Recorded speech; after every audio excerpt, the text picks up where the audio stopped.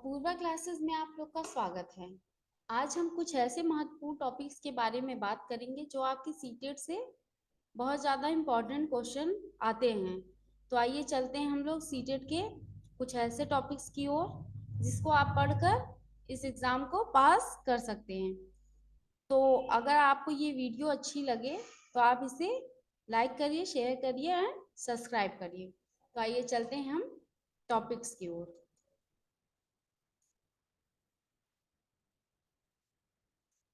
तो देखिए आपके जो सीटेट के महत्वपूर्ण टॉपिक्स में आता है पहले क्या, बाल विकास और शिक्षा शास्त्र के टॉपिक।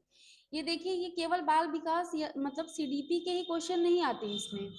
ये आपके जितने भी सब्जेक्ट होते हैं उनके जो क्वेश्चन होते हैं इसी से रिलेटेड होते हैं। मतलब ऐसा नहीं है कि ये केवल सीडीपी के ही क्वेश्चन आते हैं।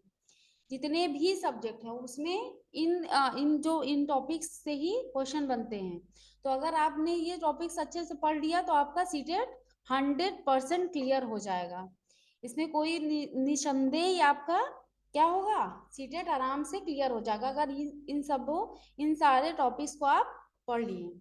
तो पहला टॉपिक है आपका क्या, पहला टॉपिक है आपका विकास और वृद्धि। विकास और वृद्धि आपको मैंने अभी पिछली वीडियो में आपको पढ़ाए हैं। तो आप लिंक डिस्क्रिप्शन बॉक्स पे जाकर इसे देख भी सकते हैं। अब नेक्स्ट है आपका संज्ञानात्मक सिद्धांत। संज्ञानात्मक सिद्धांत पियाजे, कोहलबर्ग, वाइगोस्की। देखिए ये आपके संज्ञानात्मक सिद्धांत के अंतर्गत आते हैं। और अगर ये जितने भी मनोवैज्ञानिकों के नाम हैं कि इनसे क्वेश्चन जरूर बनते हैं, हर साल क्वेश्चन इससे बनते हैं। तो ये टॉपिक बहुत ही ज्यादा इंपॉर्टेंट है। फिर नेक्स्ट आता है भाषा का सिद्धांत, भाषा अधिग्रहण और इनकी चुनौतियां, चॉम्स्की और वाइगोस्की भाषा है। ठीक है, तो इसमें देखिए पूछा जाता है कौन सी भाषा का इनर स्पीच, प्राइवेट स्पीच, ये सब किसके अंतर्गत आते हैं। तो ये भाषा सिद्धांत के अंतर्गत आते हैं। इसमें कौन कौन सी भाषाएं होती हैं, मतलब किस प्रकार से भाषाओं का अधिग्रहण होता है, किस प्रकार से बच्चे अर्जन करते हैं भाषा का, ये सब किसके अंतर्गत आता है, भाषा सिद्धांत के अंतर्गत।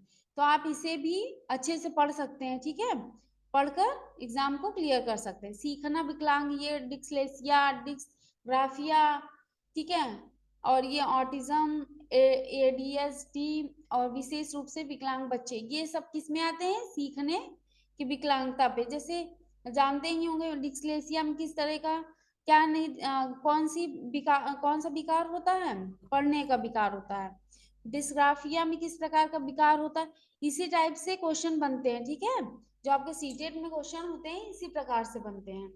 फिर नेक्स्ट आते हैं हम लोग क्या, सीखने के सिद्धांत पे। ठीक है, सीखने के सिद्धांत में कौन कौन से सिद्धांत हैं, ये सारा इसी टॉपिक्स के अंदर। ये जितने भी टॉपिक्स हैं हम इनको कवर कराएंगे, तो इसलिए आप इन्हें अच्छे से देखिए और समझकर आप अपने से भी थोड़ा बहुत पढ़ सकते हैं और नोट्स को तैयार कर सकते हैं। प्रेरणा, मैस्लो पदानुक्रम और सुदृढ़ और सजा, ये आप क्वेश्चन देखते ही होंगे, हर बार पूछा जाता है। कौन सा दंड दंड वाला क्वेश्चन नहीं आता एक, वही वो मेन क्वेश्चन है इसका। प्रेरणा में मैस्लो के द्वारा कौन सा दिया गया है, मैस्लो ने किस प्रकार के वो बताए हैं, पद बताए हैं, पहले कौन सा आता है बाद में कौन सा आता है, इस प्रकार से क्वेश्चन बनते हैं। फिर उसके बाद नेक्स्ट है आपका अनुमानसिकता और पर्यावरण। अनुमानसिकता और पर्यावरण में कैसे सीखने को प्रभावित करने वाले कारक कौन कौन से होते हैं, कौन कौन से कारक होते हैं, इस सबको इसी के अंतर्गत रखा गया है। और फिर आता है लैंगिक मुद्दों, ये तो आपका सबसे फेवरेट, सीटेट का सबसे फेवरेट क्वेश्चन होता है इसमें से, तो इसे जरूर आप तैयार कर लीजिएगा। विविध कक्षा में भाषा की कठिनाइयाँ, मतलब जैसे समावेशी विविध कक्षा में कहीं अलग अलग उसमें शहर से आए बच्चे या अलग अलग परिवेश से आते हैं बच्चे, तो उनका क्या होता है, भाषाएं भी अलग अलग होती हैं।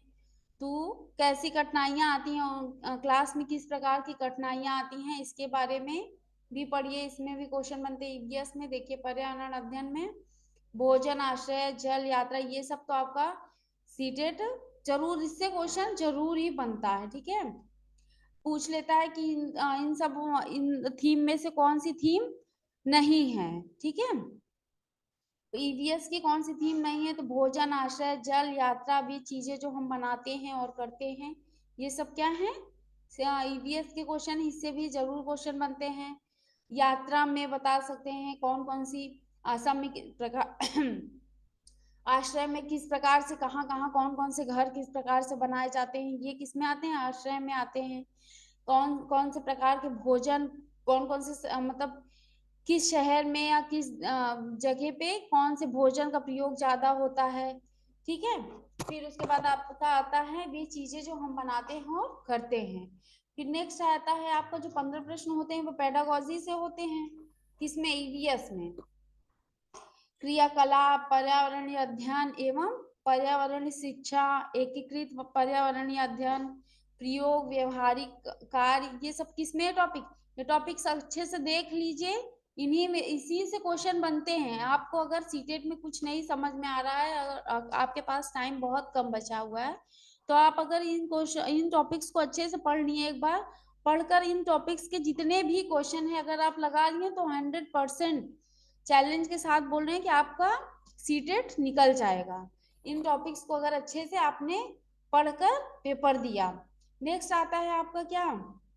समावेशी शिक्षा, ये भी आपका इंपॉर्टेंट क्वेश्चन होता है। समावेशी शिक्षा जानते ही होंगे कि समावेशी शिक्षा से किस प्रकार के क्वेश्चन बनते हैं। एक बार प्रीवियस ईयर के जब आप क्वेश्चन पेपर लगाएंगे उसमें देखेंगे कि किस प्रकार से क्वेश्चन समावेशी से बनते हैं, ठीक है। समावेशी शिक्षा में जानते ही होंगे हर तरह के बच्चों को एक ही स्कूल में पढ़ाया जाता है। उसमें अलग अलग बच्चे, जैसे जिसको कम दिखाई देता है या बोलने में कठिनाई होती है, ये सब किस में आते हैं? समावेशी शिक्षा।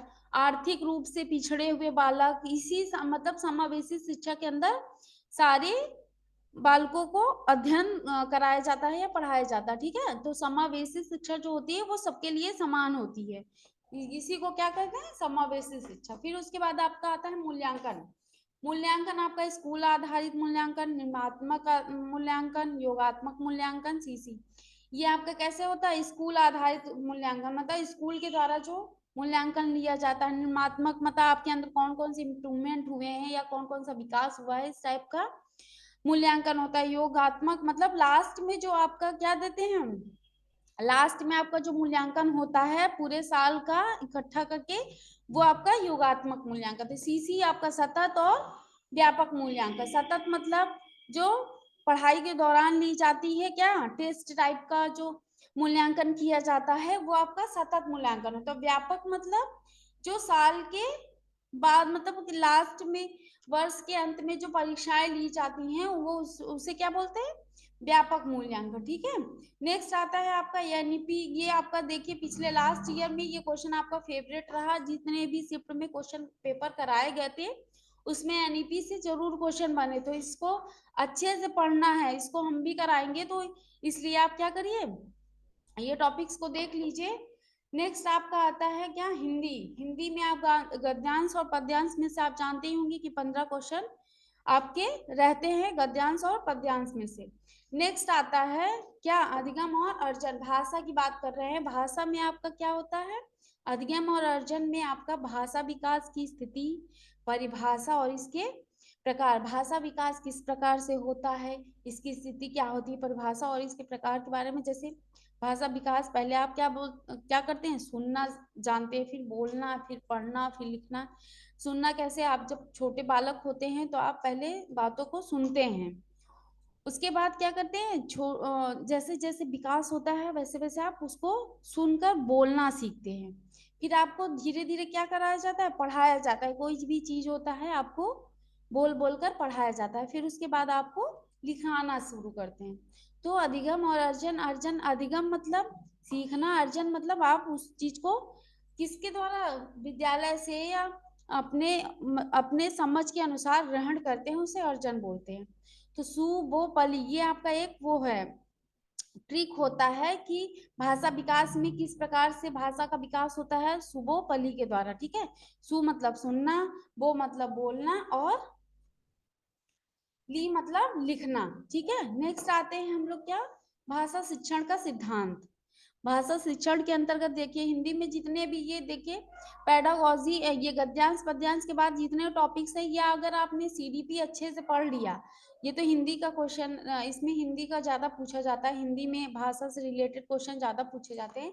लेकिन अगर आपने उन टॉपिक्स को सीडीपी में अगर अच्छे से आपने पेडागोजी तैयार कर ली, तो समझ लीजिए आपको किसी भी सब्जेक्ट में ज्यादा टेंशन लेने की जरूरत नहीं है। आप अगर अच्छे से सीडीपी का पेडागोजी तैयार कर लिए। फिर आपका नेक्स्ट आता है भाषा सहायता। भाषा सहायता में क्या होता है?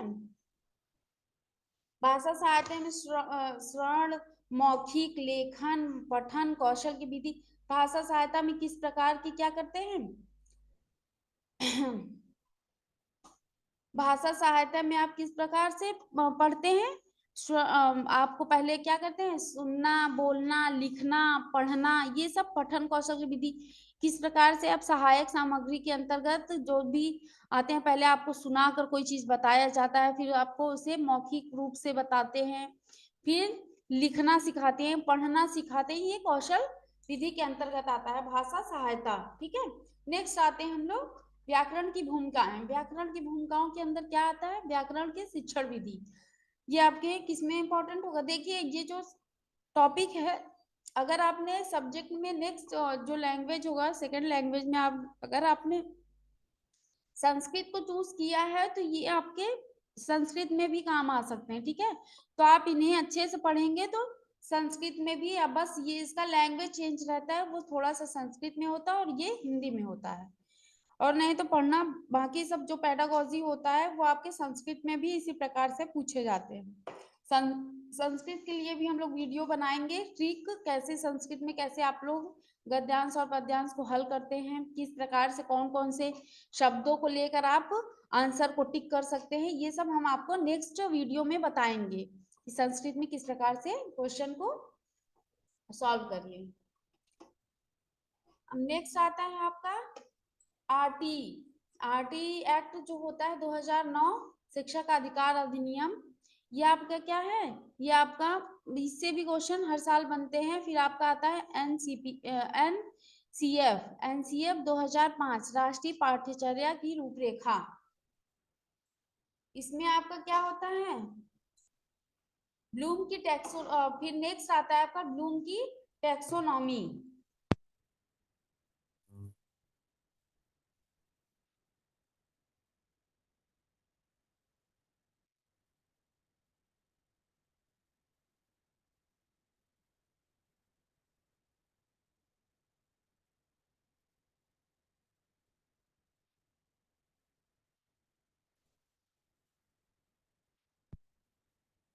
की टैक्सोनॉमी आती है। फिर उसके बाद आपका क्या आता है?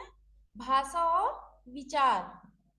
भाषा और विचार से आपका, इससे भी आपके क्वेश्चन बनते हैं कि किस प्रकार भाषा और विचार को किसने पहले दिया है। भाषा और विचार को वाइगोस्की ने दिया, कि भाषा का प्रयोग पहले होता है फिर विचार का होता है। ठीक है, फिर आता है आपका प्रेरणा।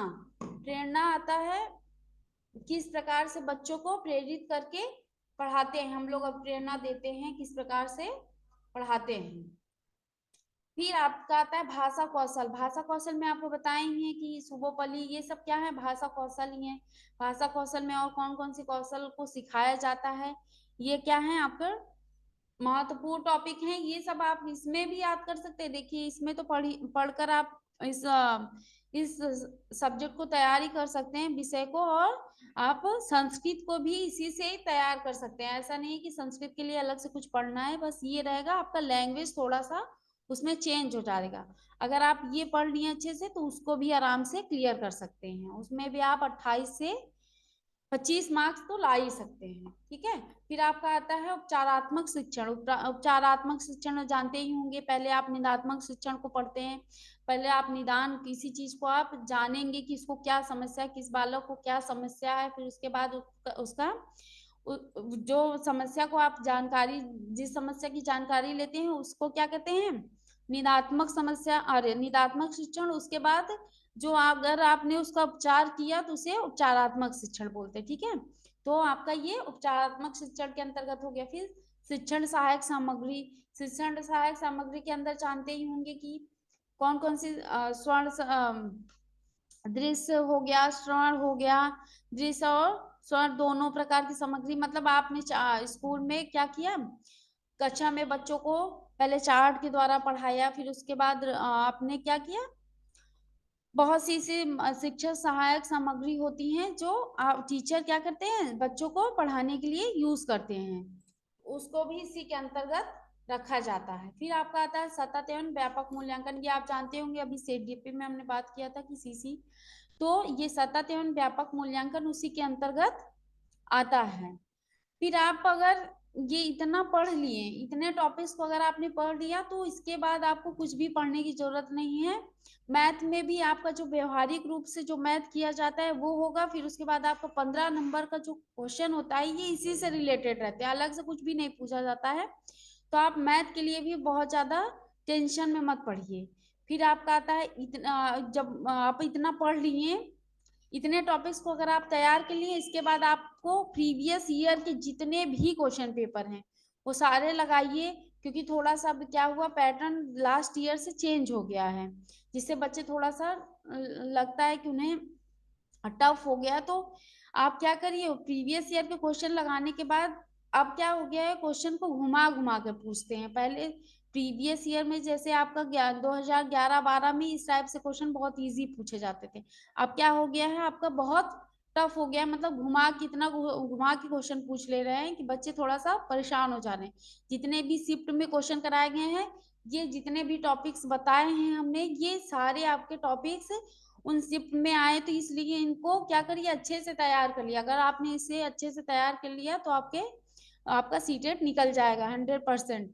इतना पढ़ने के बाद आपने बता ही दिए कि प्रीवियस ईयर के क्वेश्चन पेपर को जरूर लगाइए। फिर आपका आता है जितने भी हम अभी टॉपिक आपको बताए हैं, इन्हें हम क्या करेंगे, एक एक टॉपिक्स को लेकर पढ़ेंगे। तो आप इस चैनल पे हम बने रहिए और इसे क्या करिए, सब्सक्राइब करिए, जिससे आपको जब भी हम कोई भी वीडियो डालें आपको नोटिफिकेशन इसका पहुंच जाए और आप उसे क्या कर सकें, पढ़ सकें और समझ सकें, और समझ करके क्या करें, क्वेश्चन को सॉल्व करें। तो आज के लिए इतना ही, कल फिर मिलते हैं नेक्स्ट वीडियो में। तब तक के लिए गुड नाइट, और चैनल को शेयर करिए, सब्सक्राइब करिए एंड लाइक करिए।